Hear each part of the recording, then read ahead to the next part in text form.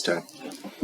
Dear students, on the eve of opening ceremony of science exhibition, I put forth some of the good and had applications of the science and thank the principal for having given me an opportunity to express my views. Science has been an integral part of man even since he came into existence. He cannot live without science as applied to life. Everything we use, from toothbrush to television, is the fruit of science.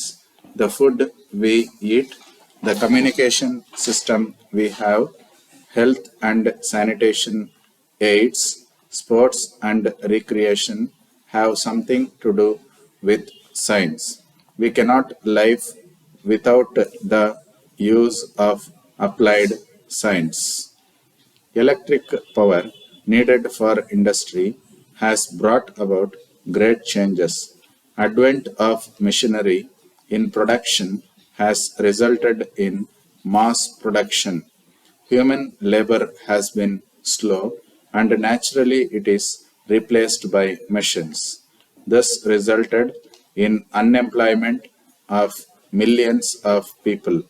A huge machine controlled by a single man turns out goods thousand times more.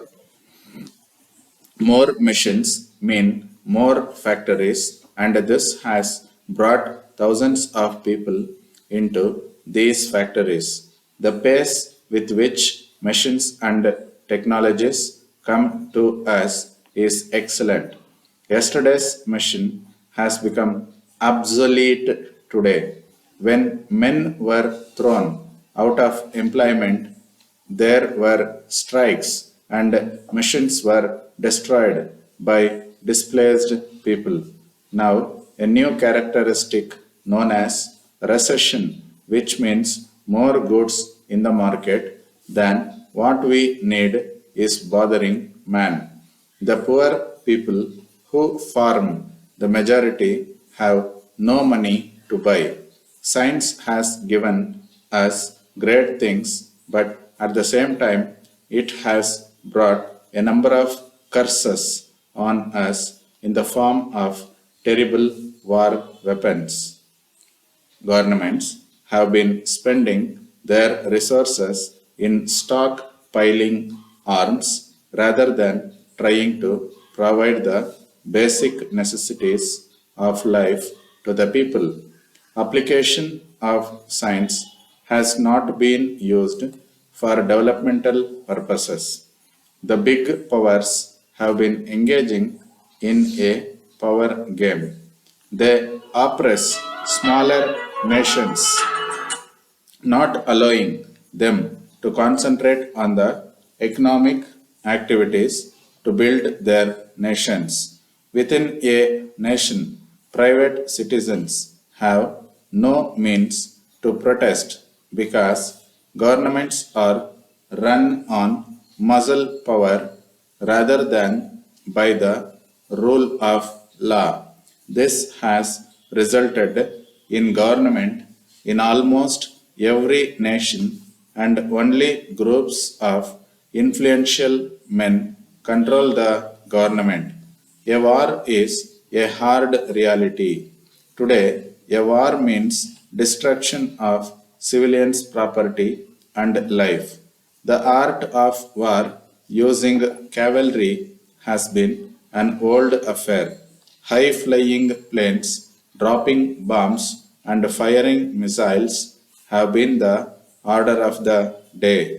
These bring untold misery to innocent people who are not responsible for either party to the war.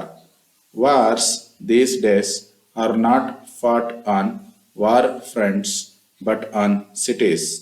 It is well known that during the Second World War, great cities of many nations were reduced to ruins. If the Third War were to be fought, we would be left with only stone to fight the fourth. The saddest part of these wars is that the bombs dropped might contain germs to spread deadly diseases. This kind of warfare can be carried on in other ways also by infecting food and water. During the last war, poisonous gases were largely used by the warring nations. The safest place during the war is the actual battlefront where the army is given all protections. If the government fails to avoid future wars, it will be the end of the world. There are two opposite forces in the world. One working for positive cooperation among nations and trying to develop civilization, and the other is a destructive one trying to destroy all good works of man. It is very strange that they are working side by side. Both go at a very fast pace and both seek the help of science. Who is the ultimate winner is not known. Only time has the answer. Science has all along been a vital force in the development of human civilization, economic and industrial growth, and advancement of mankind. The noblest aim of science is to make man's social life better, but it is confined only to some developed countries and to the urban life. As India lives in villages, it is necessary to banish poverty and unemployment of rural population. Dear sirs, we are in receipt of your letter of 10th instant. We are sorry to learn that 3 out of the 15 solar heaters sent by us through our leading road lines on 5th instant are not working properly. Before packing the solar heaters, our engineer and thoroughly checked all the heaters. Then only after his certifying that all the heaters to be sent to you were in perfect condition, we sent you our letter dated the 5th instant. We had mentioned therein that the heaters were ready for delivery and you could send your representative to check them before packing and lifting by our regular road lines for being delivered to you. As you are already aware, your representative, Mr. David Rock, visited our Mumbai showroom on the 10th instant and checked the working conditions of all the 15 solar heaters in the presence of our engineer. Only after being fully satisfied that all the heaters were perfectly in good condition, we directed our technical assistant to make arrangements to pack the heaters carefully and deliver the same to our regular road lines for dispatch to you.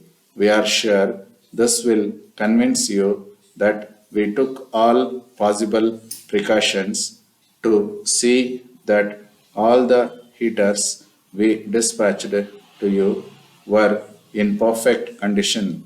It may be that during transit the heaters might have slightly got damaged. On receipt of your complaint, we have advised our branch manager at Chennai, to whom we are also endorsing a copy of this letter, to get the heaters repaired on priority.